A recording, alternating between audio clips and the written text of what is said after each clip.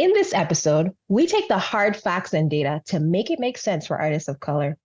Through our experience and other leaders in the field, we provide strategies to beat the average odds. Let's get into it. This is The Hidden Critique, where we discuss art, race, and higher education at the intersection of an MFA. I'm Marlon Tobias, pronouns he, him. And I'm Krystle Lemonias, pronouns she, her. Welcome to our show. All right, here we are, episode 1, Chris. Pew, pew, pew. This has been a long time coming, right? Yeah. And we definitely are excited to share about what we've taken away, not just creatively, but also factually and educationally, didactically of our experience pursuing our MFAs. So I'm definitely excited to get started. But before we really get into the nitty gritty of what we're going to discuss in this podcast, I want to take a little second because mental health is important in life, especially when you're living the artist entrepreneur lifestyle. So I want to begin with a question that the late Maya Angelou said to journalist Gayle King when she was with us and to her loved ones. And that is, Chris, how is your heart?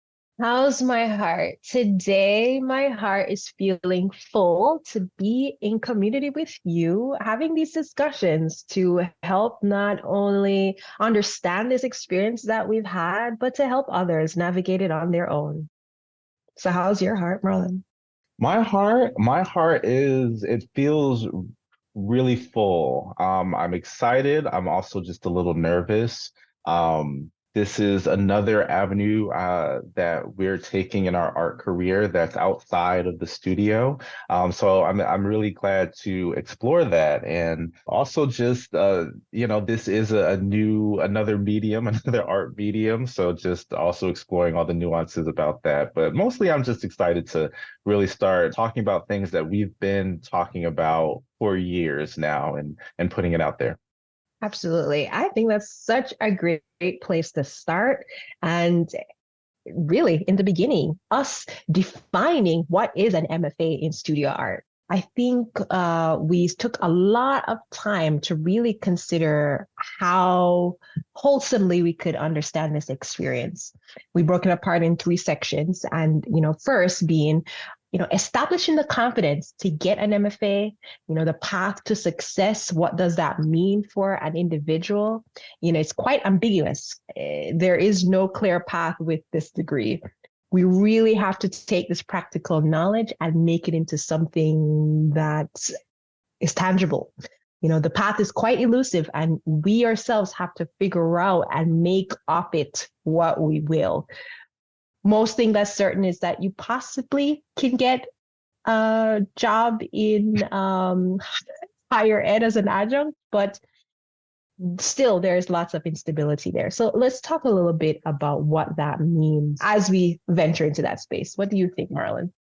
Yeah, so it's really important to know also that an MFA, you can get your MFA in a variety of different disciplines. So the discipline that we're going to be discussing is particularly in studio art. So you can get an MFA, for an example, you can get an MFA in creative writing.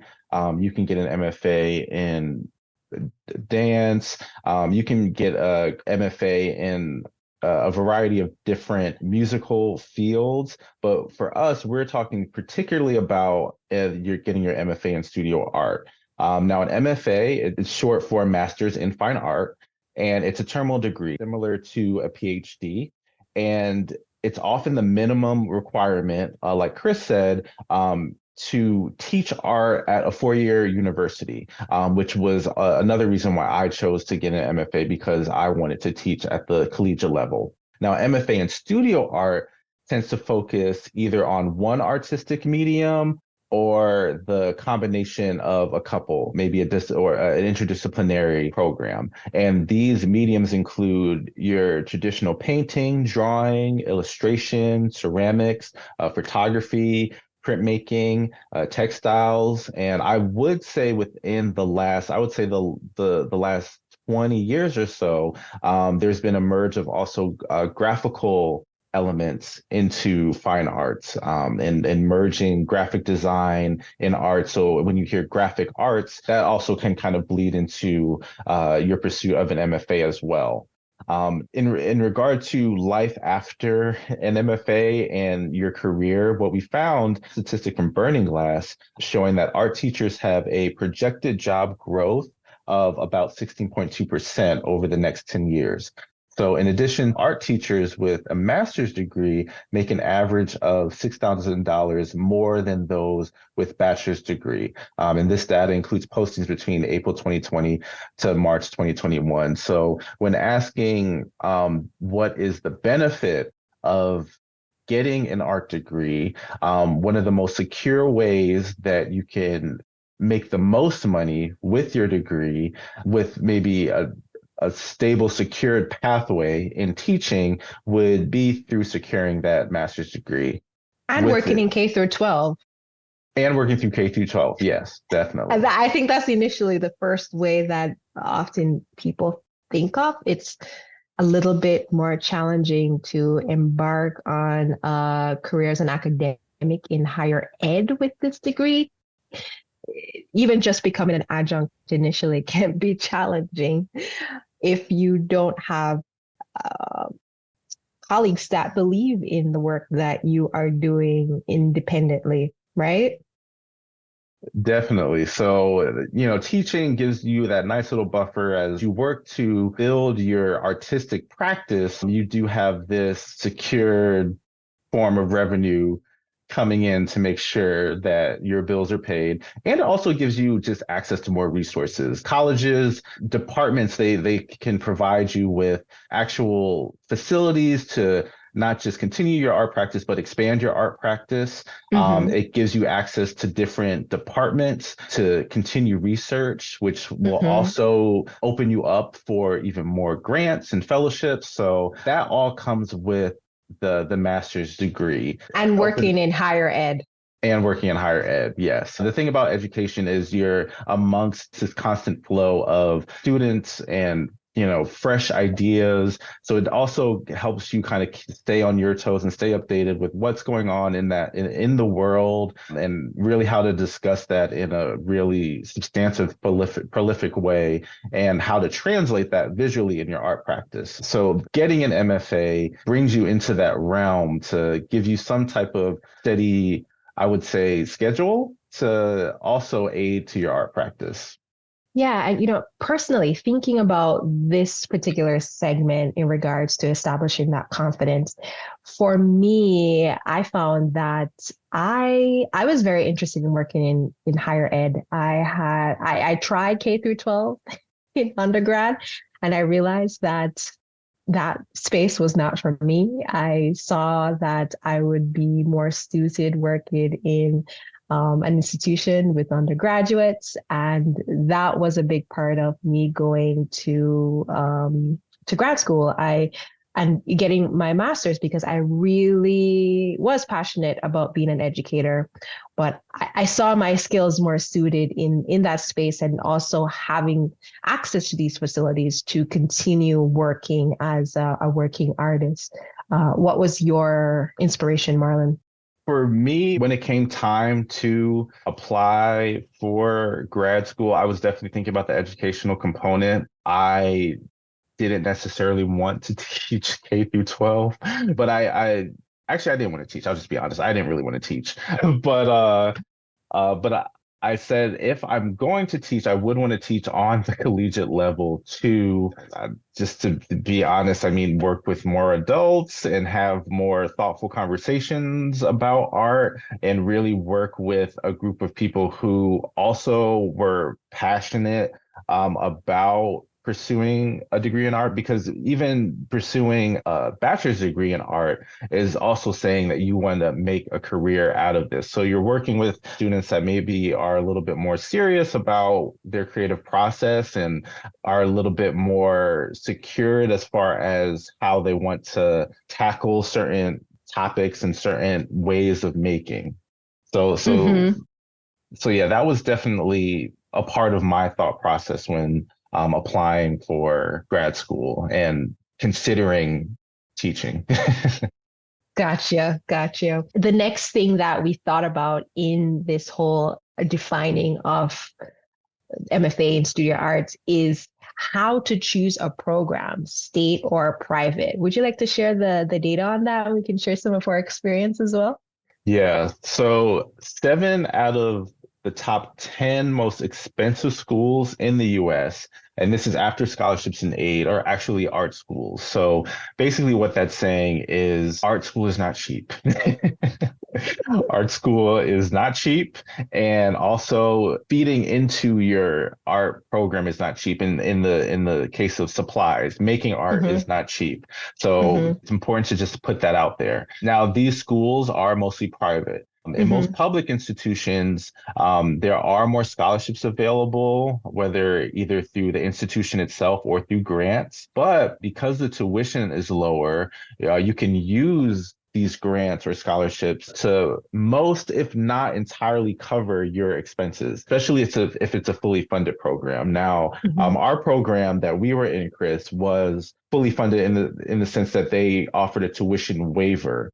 Mm-hmm. So you Mm-hmm. weren't necessarily paying to go to school, but you still had to find money to pay to live. Which are That beg to differ. They'll say that our stipend covered some of that, but it was definitely a drop in the pittance bucket too when it comes to living expenses. Right, yeah. But that also helps. Knowing these things are important to influence your decision on what school is right for you. So, Chris, let's talk about our experience in just applying and what our thought processes were as far as choosing which was the right school. Right. So, to be honest, why I chose grad school initially, because I had a mental breakdown, if you will. I mean, that might be a little bit dramatic, but I definitely broke down when I realized that I did not want to teach K through 12. I really didn't know what was next for me. And this is when professor that I had at that time in my K through 12 program said, why don't you go to grad school and try to teach in higher ed? Maybe you'll enjoy that more. And that was like a light at the end of the tunnel for me. It kind of gave me the green light to one, graduate, because I had been lingering around in undergrad trying to figure out what was next.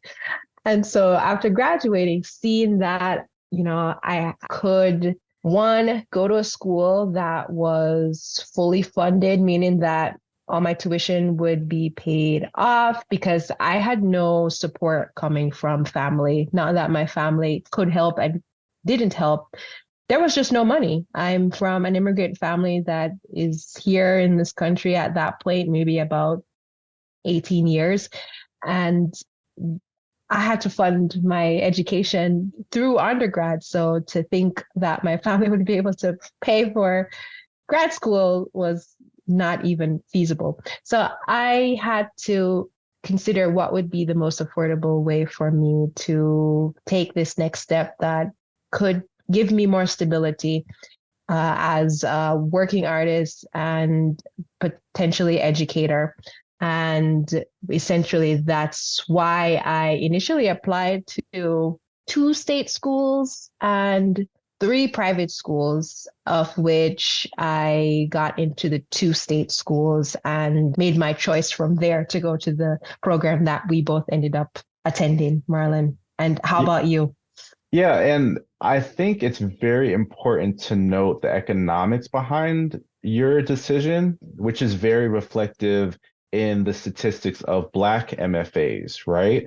Black people overall make up 12% of the United States population, but only 4% of arts graduates are Black. And I think it's important to note that part of the reason why that number is so low is because of the economic, I would say, disparity that on average, Black people have to consider when making Mm-hmm. certain investments. So Mm-hmm. for me, I chose a school in the state that I was already in the city that I was already in. I was in a serious relationship. I was pretty much building my family at the time. So the thought of splitting up our income was not really a realistic option for me.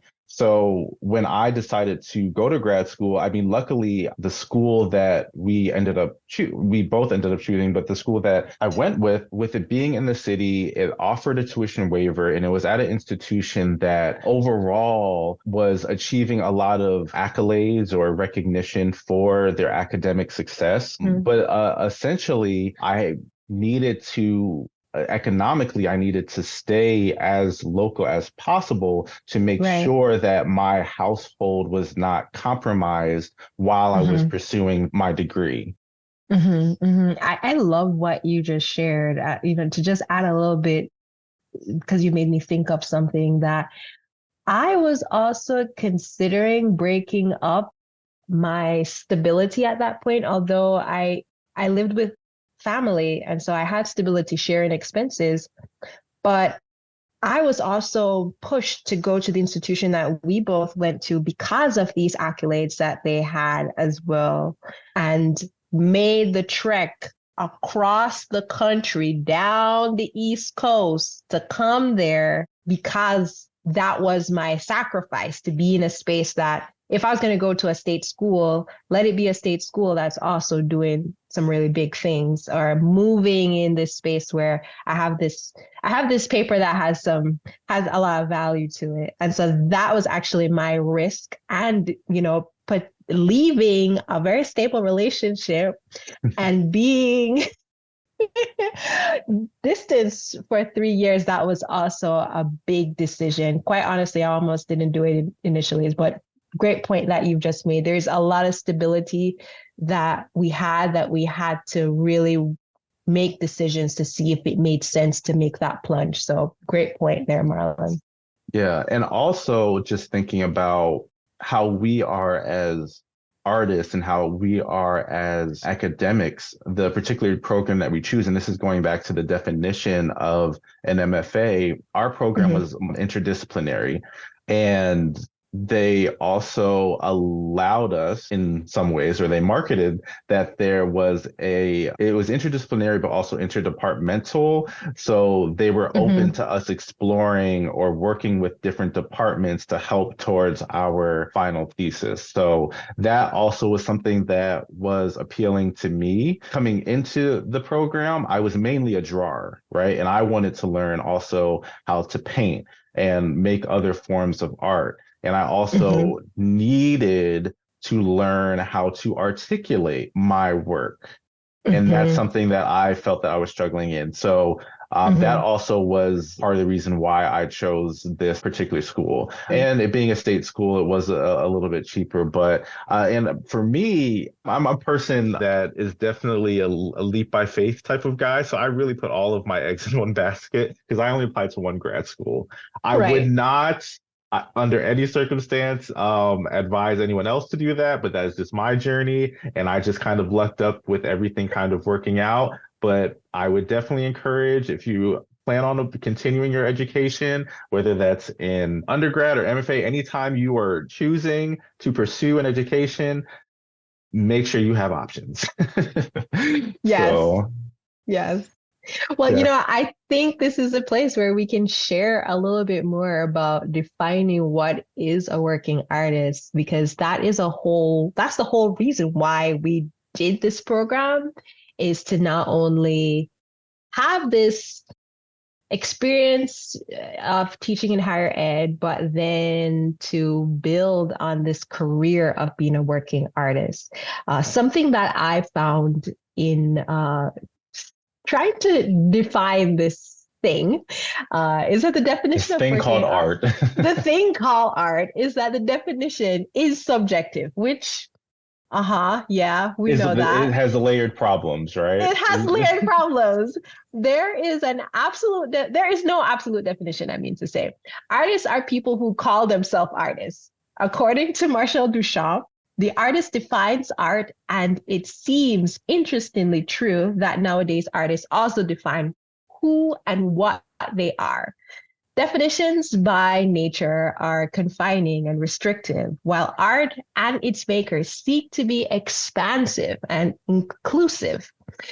I think it's this definition we've pulled from Huffington Post, and it's important to lean into this caveat that the idea of a working artist is made and established by Western society and the professionalism of degrees and the professionalism of careers. And I think it's the same for this field. We go back to any other culture. There's always been the role of art in a culture, but they were more considered artisans. Even you're thinking about in European aristocracy, there were artisans that made art, but they were not necessarily looked upon as maybe with this idea of working artists. This is an invention by modern society and the Western man. And we are here trying to make it make sense for us as people, trying to make a way in this space and doing something that we love to supplement our lifestyles. What do you think, Marlon? Yeah, and I'm really glad that you mentioned Duchamp, right? Because Duchamp, now we're taking it into art history, right? So Marcel Duchamp, he was the first to challenge the Western definition of art in it being more than just this aesthetically pleasing thing, it being more than something that the upper class can only attain or use or afford or have included in their life. But because of what he did, that also made the definition of what it means to be an artist kind of ambiguous in ways, more expansive, right, but also more harder to grasp. Very hard to grasp. And the data is also reflective of that. So because you can't pinpoint or make this really, you can't specify a definition, that has a ripple effect in the numbers that you see or how people define themselves even. So because you can have some people that quote unquote maybe do art on the side. I mean, essentially they're an artist, especially if they're making money off of their art, but maybe they're not listing themselves as an artist, which then impacts the numbers and how we all really play a role in this art industry or in this community of arts.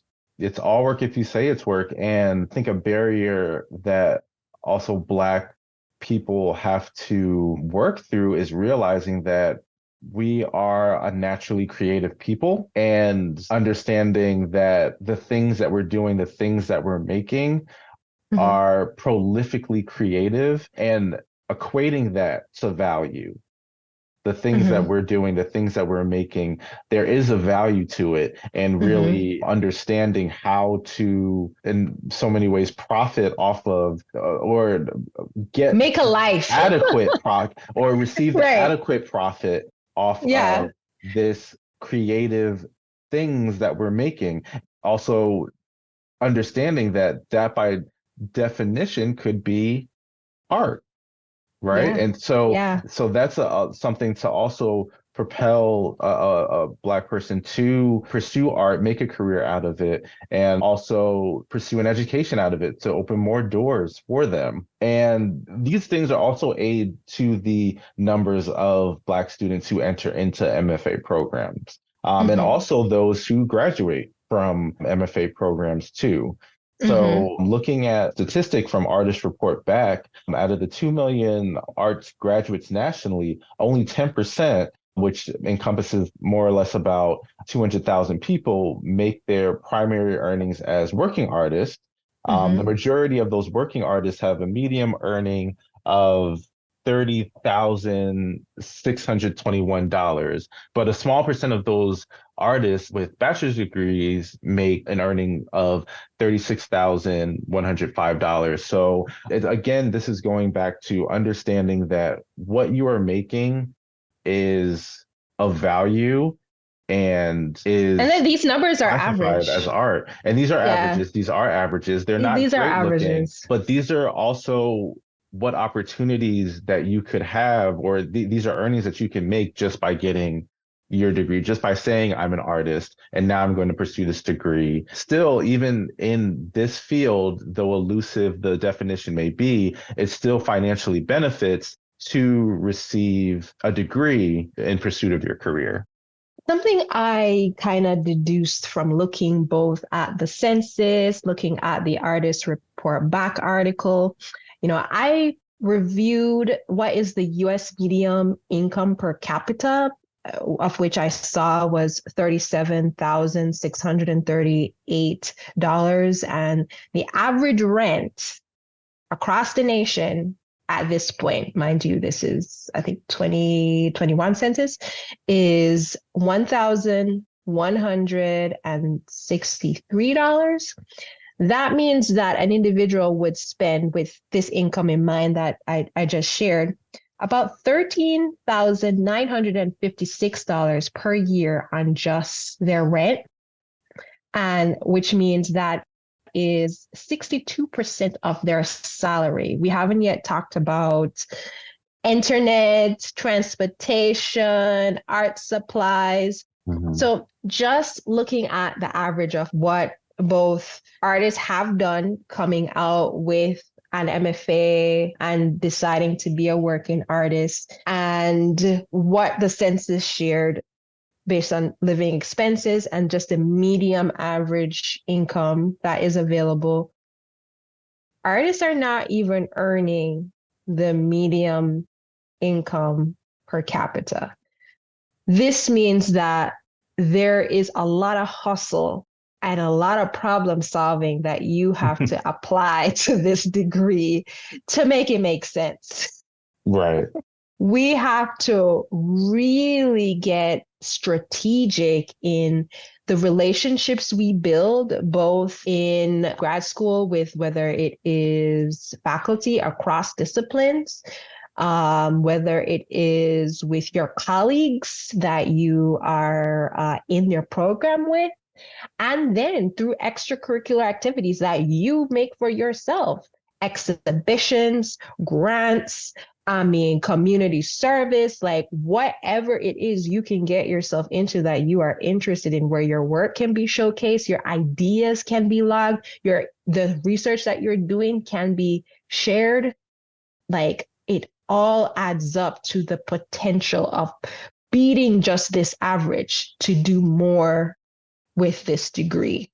What are your thoughts, Marlon? Yeah, it's definitely, I would say that the degree is a start, but as you can see by the numbers, it's still not sufficient enough just to be a working artist. And that's why you do have to have these different things at play. Historically, for Black artists, how they've historically were able to compensate for the small earnings that they've made from their art practice, again, was through education. So when thinking about also my decision to pursue my MFA, that was something that I thought about too, that a lot of the Black artists that I looked up to and that I revered and that I studied, they pursued a higher education in order to teach and teach at the highest level that they felt that they wanted to teach at. And looking at the numbers, I mean, it really shines a light on me, and it's so reflective of not only our experience as artists, but also it's reflective of our experience through our grad program. I would say one of the most jarring things that I witnessed was just the fact that it was really just us in our entire time pursuing our MFA. In our us program, being the only two Black people, right? We were and not just the only two Black people in our class, in our cohort, but we were the only two Black people the entire 3 years, which means that the classes before us and the classes that came after us did not have a Black person on their roster. So looking at these numbers, I see how that was translated into my experience as an MFA student, and also understanding how to navigate life after art as well. I think something to add to that is we've talked a lot on education in terms of teaching in higher ed, teaching in K through 12, but there's a lot of working artists that are not interested in teaching. Something that I know we did and we had interest in in and explored during grad school was art administration and having interest in coordinating, creating opportunities for younger artists by working with organizations. That's one thing. If you are someone that is interested in being very vocal in terms of labor rights, maybe your place is also in organizing. That's something that we both definitely explored. And it's okay for these to be a part of your plethora of experiences and maybe not the employment that you stick with, but possibly it's something that you are interested in, not only as a job, but then also supplements your research. And so considering that there are these other ways of creating stability as you develop your art practice in and out of your MFA program is something great to think about and to explore, to see within the a bit of stability of your program. You're able to test these things out and see what is your potential of continuing that stability outside of your educational experience.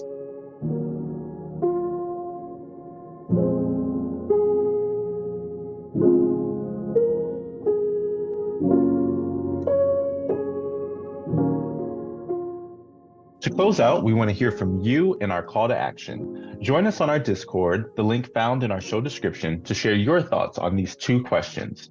1, how do you define yourself as an artist? And 2, for those that pursue their bachelor's and/or master's degrees, are you a working artist, or did you transfer your skills to another field?